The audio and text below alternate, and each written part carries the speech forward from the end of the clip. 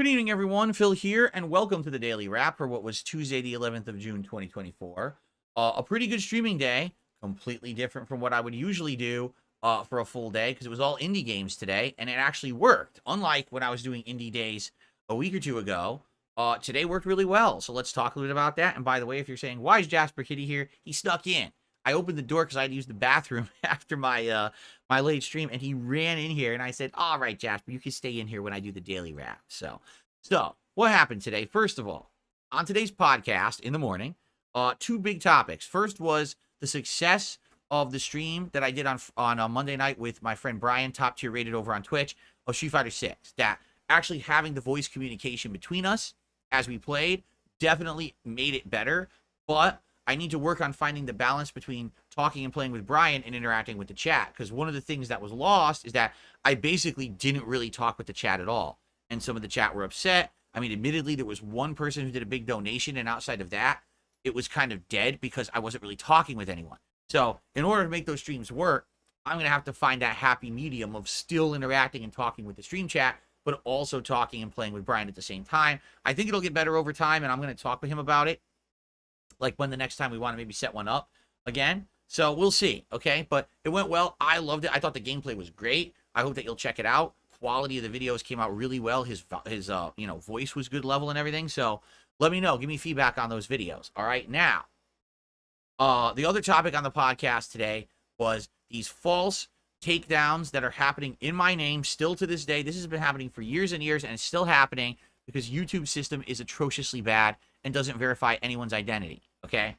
I got an actual email about one of these, and I wanted to share the information with everyone about it because maybe someone can get to the bottom of it. It looks like someone was using a different YouTube account than mine, but they were still trying to issue strikes in my name for my content, which I don't even know how that's possible.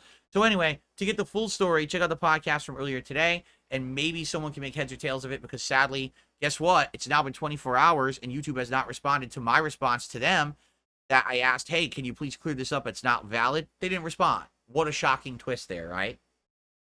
Anyway, that was the podcast. On the first stream, it was the conclusion of Crow Country. And let me tell you, this game was great. We finished it and had a great time with the ending. The real only criticism I can give Crow Country is that listen, it's creepy, it's scary, it's got a good story that's riveting and suspenseful. The combat is kind of easy. Now, maybe I could have played it on hard, but I didn't know what the game was going to be at first. So maybe playing it on hard makes it more of a real survival horror experience. For me, it never really was that challenging. So, I mean, the final boss is literally a pushover. I went into him with so much ammo, I just unloaded and beat him only got hit like once. So, you'll see when you watch the conclusion. It's good, but man, the combat is kind of an afterthought, all right? Anyway, great game. Happy I played it.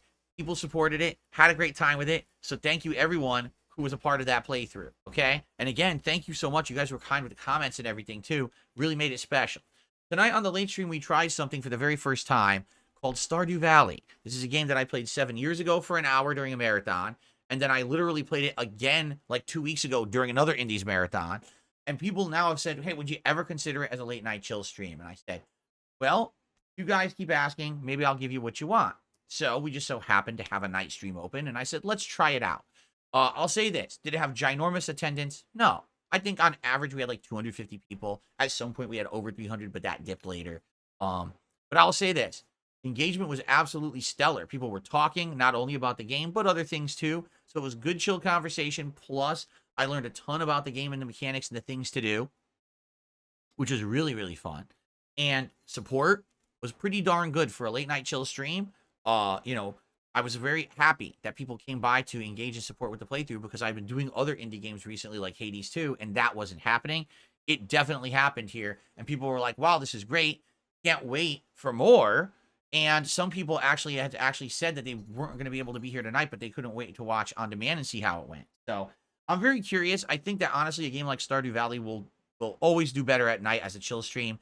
And it doesn't really matter how the on-demand videos do after the fact, simply because it's a very relaxing game. It's not for the on-demand audience. When you can't talk with me and interact and help me out with how to play it, it's probably not nearly as good of an experience than watching me live, right? That's what I think anyway. So, but anyway, videos will go live tonight. Let me know what you think. And if it, it worked well as a stream, I'm willing to do it again. In fact, I'm probably going to do it again over the weekend, one of the nights, and go from there. Okay. So overall today, 2 indie games, but man, both streams were fun. Great support, great engagement.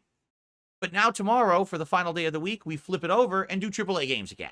All right. So we're going to have a chill podcast in the morning, and then it's going to be Fallout 4 continuing on. I'm trying to remember where we actually had left off in Fallout 4. I can't remember. We'll have to figure that out. I can't remember exactly where we ended. I think we just finished a major side quest. Wasn't it the ship? Yes, the robots on the ship. That's right. So maybe there'll be more major side quests like that I could do that people could tell me about that I've missed so far. And then on the late stream, Street Fighter 6, and I made my decision. Here's what I want to do. Dalsim, just do a little bit of casual play to warm up and then go online with ranked. And I want to see, just like I do with Honda, how I can do with Dalsim online and ranked and see how it goes. Okay?